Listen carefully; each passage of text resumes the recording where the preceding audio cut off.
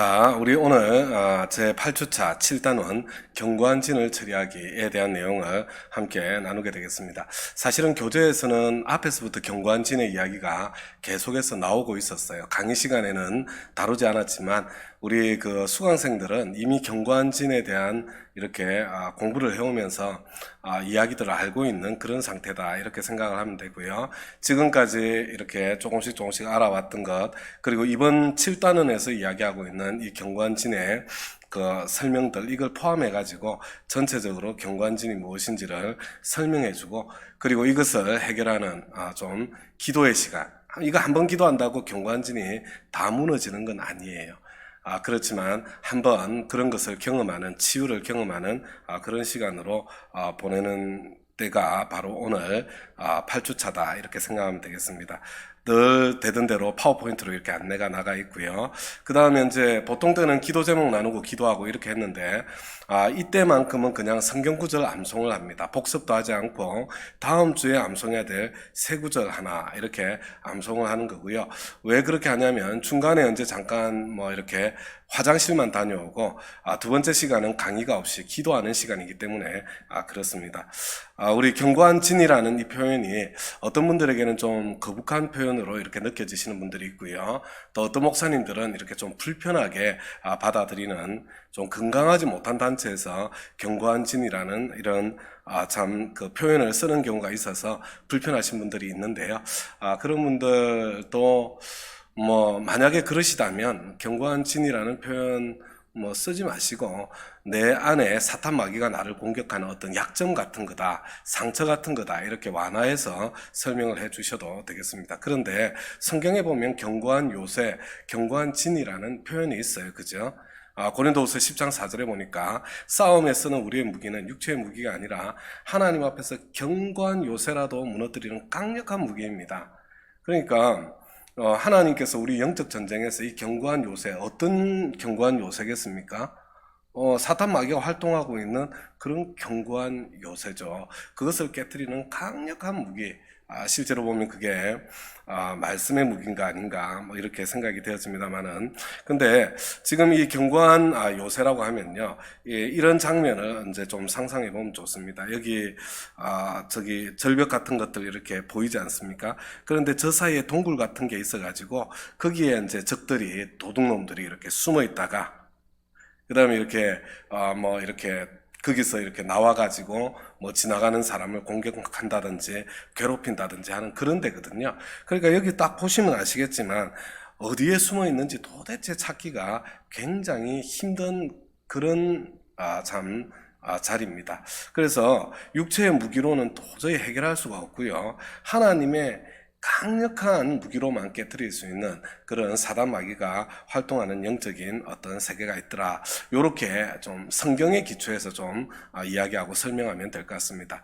그러면 경관진이라는 것은 무엇인가? 우리 책에서 정의를 살펴보면요, 사탄이 지배하는 성도의 잘못된 내적 상태, 이렇게 되어 있습니다. 이게 무슨 이야기냐면, 우리가 이제 하나님의 말씀을 깨달았잖아요. 새로운 가치관이 생기지 않았습니까? 나는 그렇게 살고 싶은 마음이 있어요. 그리고 나는 살려고 노력도 하고 있습니다. 그런데 이 사탄 마귀가 활동하고 있는 그 영역이 있을 때는요, 이 사탄 마귀가 버튼을 한번 콱 눌러주면 그냥 바로 뒤집어져 가지고 무너지는 거예요. 요게, 그러니까 내가 이 하나님의 말씀에 순종할 수 없어서 실패하고 넘어지는 이런 거는요, 반복적으로 넘어지는 것은 견고한 진이 있기 때문에 나타나는 현상이고요.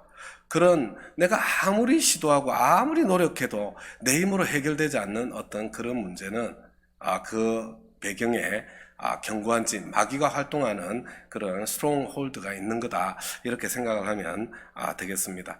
특징이 뭐냐? 첫 번째는 찾기 힘들어요. 그리고 두 번째는 깨트리기가 힘듭니다. 그러니까 우리가 계속해서 걸려지고 실패하고 넘어지는 거 아니겠습니까? 그래서 자, 이 시간에는요, 우리 자신을 한번 먼저 진단을 해보았으면 좋겠습니다. 교재 170페이지에 보면 여러 가지 이렇게 증상들이 나와 있거든요. 그래서 이 14개가 나와 있는데, 이 14개 항목에 차례대로 이 번호를 붙여보는 거예요. 근데 이거 번호 이렇게 붙이는데 뭐 내가 이렇게 뭐 조금 다른 사람에게 드러내기가 좀 부끄럽고 수치스러운 교재 내용을 보시면요, 그런 증상들도 있거든요.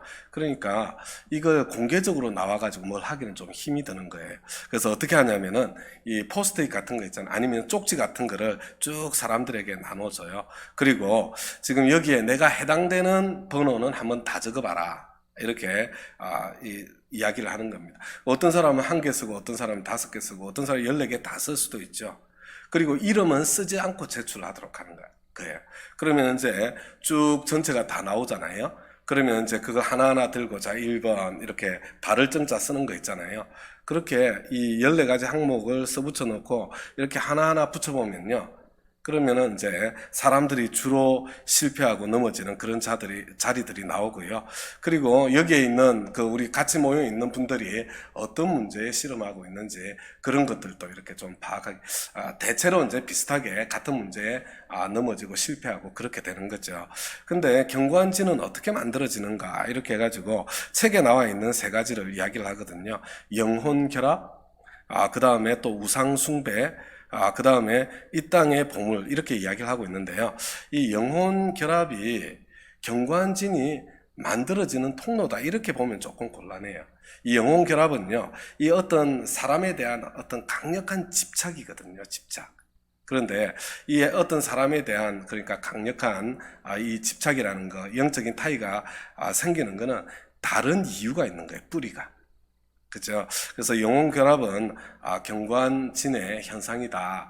영혼 결합이 있는 자리에는 경관진이 있는 거고, 그 뿌리를 찾아서 해결해야 될 필요가 있는 거다, 이렇게 생각을 하시면 되고요. 예를 들면 이제 이 책에서는 아브라함과 이삭의 이 관계가 어떤 영혼 결합의 관계에 있다고 책은 이제 보여주는 거죠. 충분히 그럴 수 있지 않겠어요? 100세에 얻은 아들이니 얼마나 애지중지 길렀겠어요. 이게 딱 이렇게 결합이 되어 있는 그런 상태에 있는 거죠. 그리고 이제 여하튼 그런 어떤, 여러분들도 그런 관계들을 많이 보죠, 그죠? 근데, 어떤 데서 이런 것이 오냐면은 이 잘못된, 그러니까 결혼 울타리 밖의 어떤 성관계를 통해서 이렇게 영적으로 결합이 되더라, 영적인 그런 어떤 현상이 일어난다, 성경은 이제 그렇게 이야기하고 있다는 거, 이런 것도 다시 한번 이렇게 상기시켜 주는 것, 의미가 있을 것이라고 생각이 되어집니다. 어떤 사람을 그냥 굉장히 미워하고 용서하면 그 사람과의 사이에 타의가, 결합이 생기는 거죠, 그죠? 내가 용서하지 않는다, 미워한다는 것은 그 사람의 멱살을 잡고 있는 거거든요. 그러니까 이 사람에 의해서 내 인생이 완전히 좌지우지되는 그런 상태에 생기는 거잖아요. 그런 경우에도 우리 영혼 결합의 어떤 현상이 나타날 수 있더라. 어떤 사람에 대한 헌신과 집착에서 이런 결합이 나오더라, 이렇게 이해를 하면 될 것 같고요. 그 다음에 우상숭배, 이렇게 부적을 들고 다닌다든지 궁합을 본다든지 이렇게 태기를 한다든지 점을 친다든지 이러면은 그것을 통해서 사단 마귀가 내 삶 가운데 스물스물 들어와 가지고 내 안에서 또아리를 틀고 있을 수 있다는 거예요. 우상숭배는 경관진의 굉장히 중요한 원인이 실제로 되는 것이 틀림이 없습니다. 그리고 이 땅의 보물이요, 내가 똑같은 거예요. 사람에 대해서 집착을 하면 그것이 영혼 결합이라는 증상으로 나타나는 거고요. 그뿐만 아니라 이 세상에 있는 어떤 그 물건들이라든지 아니면 자동차라든지 돈이라든지 이런 것들 있잖아요. 여기에 그냥 이렇게 계속 매여서 집착을 하면 거기에 사단마귀가 이렇게 기어들어와 가지고 참 나를 하나님께 순종하지 못하는 그런 철장 속의 그리스도인으로 만드는 그런 일들이 생기더라, 그런 이야기고요. 그 다음에 과거의 상처, 그렇죠? 이거는 아까 이야기했던 그 미움하고도 관계가 있는 거예요. 여러분, 내가 깊은 상처를 받고, 그러면 이 깊은 상처를 받으면 내 속에 그냥 굉장히 부정적인 그런 어떤 감정들이 내 속에 쌓이게 되거든요. 그런데 그것을 내가 이게 사실은 용서하고 풀어주지 않고 그냥 그대로 가지고 있으면 이게 어떤 때는 이제 의식하고 있을 때도 있고 어떤 때는 의식이 되지 못할 때도 있는데, 그것으로 인해서 이 분노와 미움과 용서하지 못하는 마음과 복수심 이런 것들로 이렇게 뭉쳐서 이렇게 딱 붙잡고 있어서 내가 이렇게 매여 있게 되는 그런 현상들이 있더라, 이렇게 생각을 하면 되겠습니다. 그런데 이게 이제 우리 이수관 목사님이 이 경관진에 대해서 설명해주는 개요고요. 이 강의를 들으면 이제 경관진에 대한 어느 정도 감이 올 거다 이렇게 생각이 드는데, 저는 이제 이 경관진을 설명할 때 어떻게 설명을 하냐면, 아까 경관진의 정의에서 다시 가는 거예요. 여러분, 내가 하나님께 경관진의 작동은요, 내가 결정적으로 하나님께 순종하지 못하도록 나를 무너뜨리는 게, 이게 경관진에 숨어있는 마귀가 하는 거거든요. 그러니까 경관진을 찾는 방법은요, 여러분 복잡하지가 않아요. 어떻게 되냐면, 하나님께서 우리한테 계속해서 명령하는 그런 중요한 명령들이 있잖아요. 그죠? 여러분, 그 명령을 뒤집어 놓으면 그 자리가 경관진이 있는 자리가 된다, 이렇게 생각하면 돼요. 여러분, 기독교에서 제일 중요한 계명이 뭐예요? 사랑하라. 그죠? 근데 내가 다른 사람을 사랑하려고 노력해요. 그리고 대체로 내가 또 친절하게 잘 돼. 그런데 어떤 한 인간만 만나면 내가 도저히 용납이 안 되고 수용이 안 되고 막 분노가 솟아나요. 왜 그래요? 지금 사랑할 수 없잖아요. 이 사람은 도저히 나는 도저히 사랑을 못 하겠어. 왜 그래요? 여러분, 이게 그 사람이 아주 이상한 사람이어서 그런 게 아니에요. 그 사람이 아주 나쁜 놈이고 이상한 사람이면 주위에 있는 모든 사람들이 그 사람을 싫어하고 힘들어야 되거든요. 근데 다른 사람은 괜찮은데 왜 나만 문제가 돼요? 여러분, 내 내면에 견고한 진이 있기 때문이에요. 그죠? 이 사람의 그 모습이 내 안에서 다시 생각나게 하는 내 내면의 상처와 아픔이 있다는 거예요. 여러분, 그래서 그런 경우에 내가 도저히 사랑할 수 없는 그런 사람을 만났을 때, 실패로 무너지고 넘어졌을 때 뭐가 밀려와요? 자꾸 내 속에 자기 연민, 자괴감이 밀려오잖아. 나는 왜 이렇게 용서하지 마, 원수도 사랑해라고 그랬는데 이것밖에 안 될까? 막 밀려오잖아요. 여러분, 거기에 속으면 안 되는 거예요. 여러분, 사단 마귀가 우리를 무너뜨리는 통로 중에 하나가 이 자기 연민이거든요. 팍 주저앉게 만드는 거거든요. 여기에 지금 사단 마귀가 또아리를 틀고 있구나, 이렇게 생각을 하고 하나님 앞에 이 경관진은 내 힘으로 찾을 수 있는 게 아니에요. 성령님과의 상담 속에 있을 때 주님께 질문하고 경청의 방에서 주님께서 그 생각나게 해주시고 드러나게 해주시는 거거든요. 그러면 과거에 참 내가 받았던 상처와 아픔과 그것과 관련된 사람과 내가 그 관계를 해결하지 못하고 내 마음속에 묻어놓은 온갖 있잖아요, 쓰레기더미들이 내 속에서 다 꾸역꾸역 개어 나온다니까요. 여러분, 그뿐만 아니라 여러분, 하나님의 계명은 서로 사랑하라잖아요. 근데 어떤 사람은 도무지 사랑을 받지 못해요. 다른 사람이 나한테 친절하게만 다가오면 경계심이 생겨. 다른 사람이 나를 막 칭찬하면 그걸 받지를 못해요. 저 사람이 지금 나를 이렇게 사기쳐서 속여 먹으려고 하는 거지, 이런 식으로 있잖아요. 이것도 있잖아요, 그냥 그런 게 아니에요. 여러분, 다른 사람이 나에게 어떤 부탁을 해도 나는 다 들어줄 수 있는데, 나는 어려운 일이 생겨도 아무한테도 부탁을 못해. 사랑받을 줄 모르는 거거든요. 여러분, 이 내면이 병들어 있어서 그래요. 견고한 진이 있어서 그렇습니다. 그래서 여러분, 이 견고한 진은요, 여기서 이야기하는 이것을 넘어서 굉장히 많습니다. 굉장히 많아요. 하나님의 말씀에 내가 순종하려고 노력하는데 실패하는 그 순간, 그때는 여러분, 이 내 안에 지금 사단 마귀가 작동하고 있는 거예요. 그 견고한 진을 찾아야 될 타이밍이고, 그리고 하나님의 경청의 방에서 하나님 앞에 이 씨름하면서 그 문제를 해결해 나가야 될 그런 소중한 시간이다, 이렇게 생각을 하시면 되겠습니다. 그러면은 이제 우리 잠깐 이제 견고한 진에 대한 이런 일반적인 내용을 설명하고 난 뒤에요, 우리 잠깐 화장실 다녀와서 이제 함께 기도하는 시간을 갖겠습니다. 이렇게 우리 안내를 하고 난 뒤에요, 그 다음에 이제 다시 모이면 이제 견고한 진을 파는 방법에 대한 안내를 조금 더 하는 거예요. 저는 이 견고한 진을 파는 방법까지 다 안내를 하고 난 뒤에 주로 이렇게 휴식을 하고 1시간 기도 시간을 갖습니다. 근데 어떻게 갔든지 그건 관계는 없어요. 내가 시간 조절하면 되니까요. 근데 하나님의 소원은 우리의 자유입니다. 하나님의 소원은, 그죠? 진리를 알지니 진리가 너희를 자유케 하리라. 우리 하나님은 여호와 라파의 하나님이잖아요. 육신의 질병뿐만 아니라 우리 마음의 정서적인 질병과 영혼의 질병도 고치기를 원하시는 분이잖아요. 근데 하나님은 만병의 치료자가 되시는데, 이 치유를 경험하기 위해서는 단계가 있다는 거예요. 1번이 뭐냐면요. 문제를 인정해야 돼요. 아, 내가 여기서는 철저하게 넘어지는구나. 야, 이거 내 힘으로는 안 되는 거구나.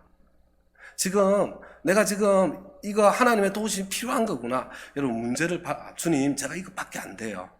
나의 지금 모습을 인정하고 받아들이는 게 필요한 거고요. 두 번째는 뭐냐면, 내가 이거 고쳐야 되겠다는 의지가 있어야 돼요. 하나님, 내가 이대로 이렇게 판판이 깨어지고 무너져서는 안 되겠습니다, 주님. 제가 이것을 이겨내고 싶습니다. 하나님의 도우심을 구하면서 여러분, 이거 피하면 안 되는 겁니다. 그리고 세 번째는 뭐냐면요. 여러분, 용서해야 된다. 이렇게 돼 있는데요. 이게 무슨 이야기냐면, 여러분, 이 모든 경관진들은 다 내면의 상처와 관련이 돼 있어요. 근데 여러분, 내가 내면에 이렇게 상처를 탁 받게 되면 어떤 일이 생겨요? 거기에 대한 부정적인 감정들이 생겨요. 막 두려움이 생기고 수치심이 생기고 막 적개심이 생기고 복수심이 생기고 막 이런 게 솟아나잖아요. 그죠? 그래서 내가 이제 뭘 하냐면 와신 상담을 하는 거예요. 와신 상담. 뭐냐, 힘을 길러가지고 내가 힘이 생기면 이 사람에게 그냥 화끈하게 갚아주리라. 막 이런 마음이 생기고요. 그리고 또 다양한 방법으로 복수를 합니다. 복수를. 여러분, 우리가 복수 안 하는 것처럼 보이죠? 그런데 여러분, 이 세상에는요, 복수 안 하는 사람 아무도 없습니다. 복수하는 방법이 다양해요. 다양해. 그래서 여기서 용서해야 된다 이렇게 돼 있는데요. 실제로는 용서뿐만 아니라 회개하는 기도까지 있어야 이 내면의 경관진이 이렇게 깨지고 무너지게 되는 거예요. 근데 여러분, 이 용서하고 회개하는 거는요, 내가 억지로 짜내서 하는 게 아니에요. 여러분, 이거 하나님 앞에 내가 문제가 있다는 것을 인정하고 하나님 앞에 치유의 손을 가지고 나아가서 막 매달리면 여러분, 하나님과 깊은 교제가 일어나는 중에 용서하는 마음, 회개하는 마음이 솟아나게 돼 있습니다. 그래서 그것을 경험하고 좀 누렸으면 좋겠고요. 근데 궁극적으로 치유는 회개와 용서를 통해서 일어난다. 이렇게 보면 틀림이 없습니다. 그리고 네 번째요. 우리 어디에서 내가 어떻게 용서할 마음이 생기고 회개할 마음이 생기겠어요? 여러분, 궁극적으로는 하나님의 그 십자가 보혈의 은혜가, 하나님의 사랑이 나에게 부어져야, 나에게 쏟아져야, 여러분, 그 사랑을 받으면 그때 내 속에서 이게 솟아나게 되는 거예요. 그러니까 우리의 시선을 하나님께로 고정해야 내가 치유를 경험하고 누릴 수 있다. 여러분, 사람이나 문제에 계속 내가 집중하고 매달려 있으면, 그러면 계속 거기에 매여서 사람의 종이 되고 문제의 종이 돼요. 근데 내가 시선을 하나님께로 돌려서 하나님의 은혜를, 이 하나님의 사랑을 내 속에 이렇게 받아들이기 시작하면 그런 어떤 용서도 솟아나고 회개도 솟아나고 그리고 치유의 자리에 들어가게 되더라. 이렇게 생각을 하면 되겠습니다. 자, 하나님의 소원은 우리의 자유예요. 치료를 위해서 어떻게 해야 된다고요? 자, 1번 받아들여라. 어떻게 받아들여요? 주님, 자, 이것밖에 안 됩니다. 그죠? 근데 내가 있잖아요. 이것밖에 안 되는 내 모습을 받아들일 때 아까 제가 말씀드렸죠. 사람 아이가 계속해서 나를 있잖아요. 너 그것밖에 안 돼? 네가 그러고도 뭐 목사야? 네가 그러고도 뭐 하나님의 사람이라고 할 수 있어? 너를 통해서 무슨 영혼 구원이 일어나? 막 이러면서 몰아치거든요. 여러분, 그때 두 번째로 뭘 해야 되냐면요. 보혈로 덮어야 돼요. 보혈로. 여러분, 보혈로 덮는다는 게 뭐냐면, 그죠? 우리 주님께서 저와 여러분의 그 약함, 그 죄 때문에 십자가에 못 박혀 죽으신 거잖아요. 그죠? 보혈로 덮는다는 건 뭐냐면요. 내가 이렇게 내 속에 일어나는 그 자기 정죄 연민, 이게 뭐냐면 여전히 하나님 앞에 교만한 마음이거든요. 여전히 교만. 근데 이 보혈로 덮는다는 것은요. 주님, 제가 이것밖에 안 되는데, 이것밖에 안 되는 나를 위해서 십자가 져주셨네요. 주님, 이것밖에 안 되는 저를 위해서 십자가 져주셔서 감사합니다.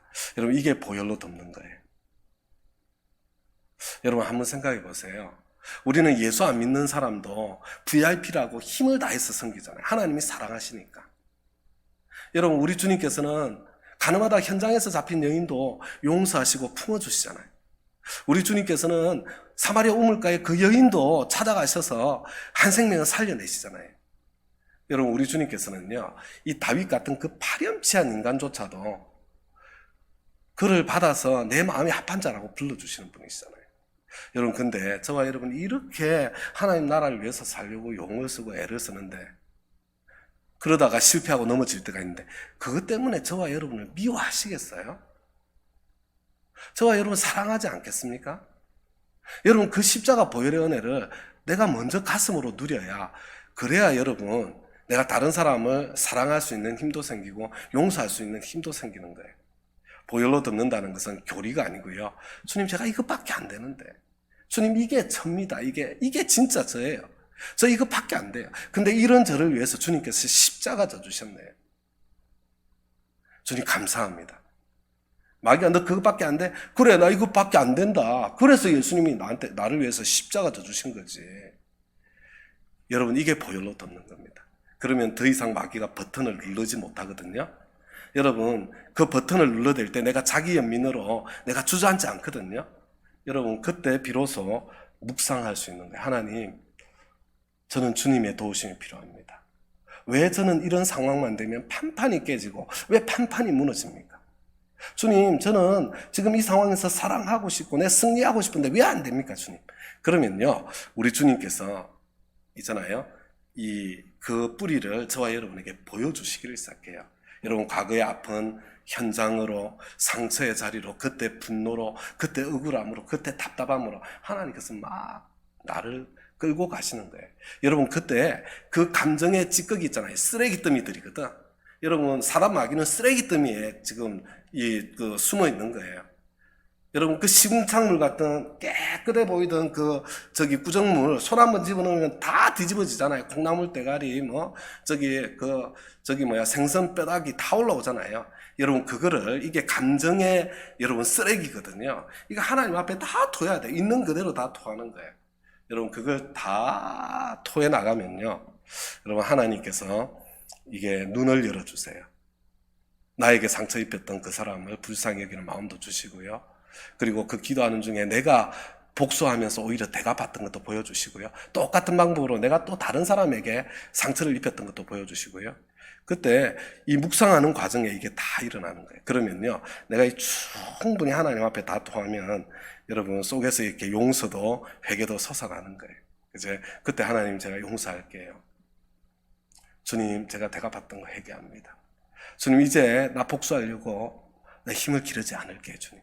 온갖 고백들이 나오잖아요. 그죠? 그러면 이제 내 안에서 이렇게 쭉 이 견고한진의 뿌리들이 이게 무너지기 시작하는 거예요. 여러분, 그리고 이제 이 기도가 잦아들면 격정적인 마음의 평화도 잦아들거든요. 그때 선포하는 겁니다. 선포. 누구에게요? 누구에게? 나에게. 나는 예수 그리스도의 보혈로 씻음을 받았다. 이미 보혈로 덮었던 건데 한 번 더요. 또 누구에게? 하나님께. 하나님, 저는 지금까지 내가 붙잡고 있던 그 사람을 지금 제가 풀어주겠습니다. 놓아주겠습니다. 여러분, 결정적으로 선포할 때 누구한테 선포해야 되냐면요, 마귀에게 선포해야 됩니다. 마귀에게. 마귀야, 사탄 마귀야, 나는 이미 예수 그리스도의 보혈로 덮어져서 너하고 상관이 없다. 나는 이미 그 사람 내가 풀어주었다. 용서해 주었다. 나는 이미 그 정오심으로부터, 적개심으로부터 자유케 되었다. 여러분, 그렇게 우리 한 매듭을 탁 이렇게 끊어 나가는 거고요. 이거 한 번 했다고 모든 문제가 다 해결되는 거 아닙니다. 왜냐면요, 우리 내면의 상처는 덧나고 있기 때문에 하나님께서 가장 큰 문제들부터 다루어 주시는데요, 한번 하고 난 뒤에도 또 솟아날 수 있어요. 여러분, 그때 그냥 한 번 더 하면 돼요. 근데 한 번 더 할 때 그냥 그렇게 또 다른 사람이고 또 다른 사건이거든요. 그래서 몇 차례 감사 기도와 더불어서 해나가면요, 이렇게 내 안에 이렇게 이렇게 자리 잡고 있던 그런 사슬이 툭툭 끊어져 나가는, 내가 자유케 되는, 내가 기쁜 마음으로 순종할 수 있게 되는 그런 자리로 한 걸음 한 걸음 더 나가게 되더라, 이렇게 생각을 하면 됩니다. 그런데 이 모든 과정 속에 치유의 열쇠가 뭐냐? 우리 고린도후서 8장 9절입니다. 시작. 여러분은 우리 주 예수 그리스도의 은혜를 알고 있습니다. 그리스도께서 부유하나 여러분을 위해서 가난하게 되었습니다. 그것은 그의 가난으로 여러분을 부유하게 하시려는 것입니다. 우리 주님의 그 십자가 고난 있잖아요. 그가 채찍에 맞음으로, 그가 찔림으로 우리가 나음을 얻는 거예요. 나음. 그 하나님의 은혜예요. 십자가의 은혜, 보혈의 은혜. 여러분, 하나님의 보혈의 은혜 안으로 깊이 들어간다. 이것밖에 안 되는 나를 위해서 십자가 지신 주님의 그 사랑으로 나를 덮는 것이다.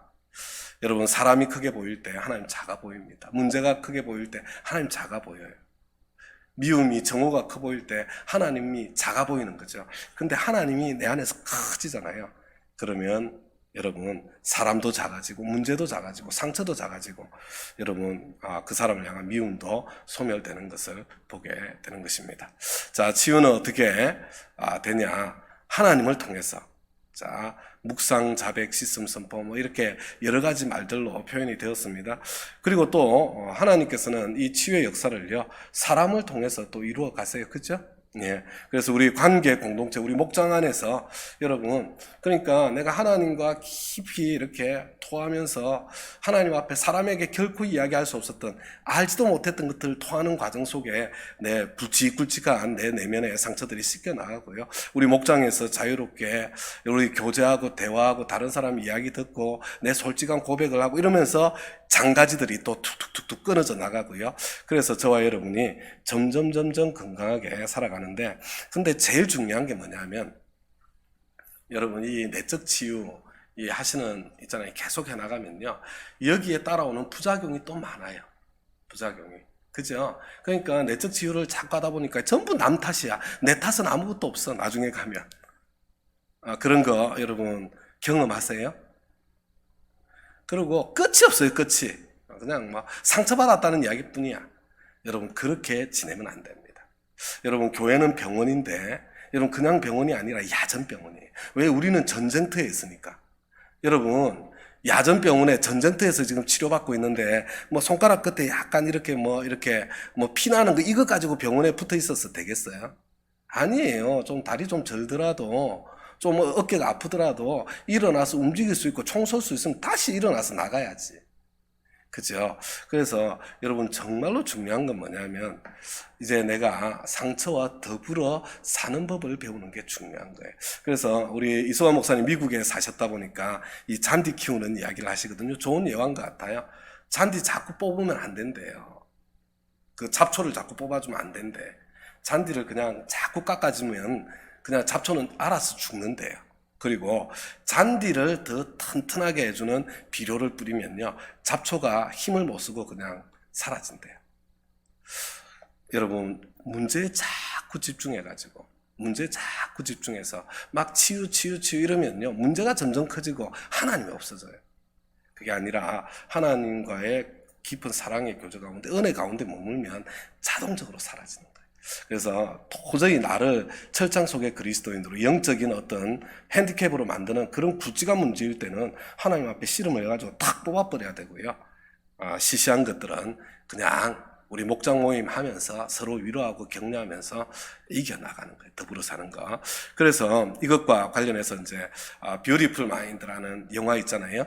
이 영화를 가지고 이제 쭉 뭐 내시 박사인가요? 이렇게 노벨 수학상 받았던 박사님 이야기인데, 여러분, 이 뷰티풀 마인드는 직접 영화를 한번 보셔도 되게 좋습니다. 근데 이제 이분이 이게 이 프린스턴 대학에 뭐 이렇게 뭐 다닐 만큼 이게 굉장히 천재인데 귀신이 자꾸 찾아오는 거예요. 그러니까 이게 귀신이 눈에 보이는 거예요. 환영이. 그러니까 이 사람이 정상적인 생활을 못 해요. 근데 나중에 이제 워낙에 이 사람이 천재였다는 걸 아니까 이제 그 학교의 친구 교수님이 이렇게 뭐 좀 길을 열어줘요. 그래서 이 양반이 이제 나중에 노벨, 또 아내의 도움도 받고요, 수학상까지 받게 되는데, 이 사람이 이제 노벨상을 받고 난 뒤에 물어봐요. 아직도 보이냐? 이제는 사라졌냐? 그 환영들이. 근데 뭐라고 이야기하냐면, 아직도 따라다닌다. 그런데 지금은 함께 더불어 그냥 무시하면서, 따라다니지만 무시하면서 사는 방법을 배웠다. 여러분, 영원히 상처와 아픔은 떠나지 않아요. 시시한 것들은 무시하면서 사는 그런 법을 배울 수 있어야 됩니다. 그런 이야기. 여러분, 이거 좋은 영화니까 꼭 보시고요.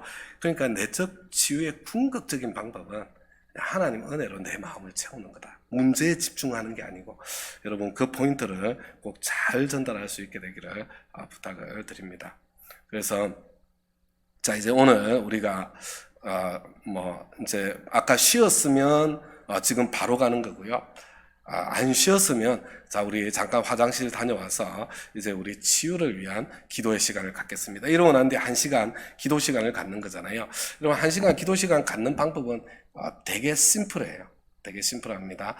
근데 우리 그 이수관 목사님이 안내하는 방법은 심플한데, 지금 우리 새로운 삶 정도 들으시는 분들은요, 이 정도만 해도 굉장히 크게 이렇게 내 내면의 문제를 이렇게 해결하는 경험을 하게 되는 것 같고요. 우리 여기 수강하시는 분들은 조금 더 이렇게 성령님의 상담을 받아서 우리 해결하는 그런 길들을 이렇게 좀 안내해서 기도를 좀 더 깊이 할 수 있도록, 경우에 따라서는 새로운 사람 2번, 3번 들을 수도 있지 않습니까? 그렇게 도와줄 수 있으면 좋겠다, 이렇게 생각이 듭니다. 근데 기도하는 방법은 되게 간단한데요. 어떻게 하냐면, 그냥 제가 새로운 삶 이 단톡방으로 원래는 CD 안에 들어있는 겁니다. 25분짜리 음악 2개를 보내드릴 거예요. 피아노 반주 같은 거 있잖아요. 중간에 탁 끊어지는 데가 있어가지고 기도하기가 불편할 때가 있잖아요. 그죠? 끊어지지 않도록 이렇게 다 붙여놓은 그런 25분짜리 파일인데요. 근데 처음에 25분짜리를 틀어줘요. 그냥. 근데 이 곡은요, 굉장히 잔잔한 곡입니다. 잔잔한 곡.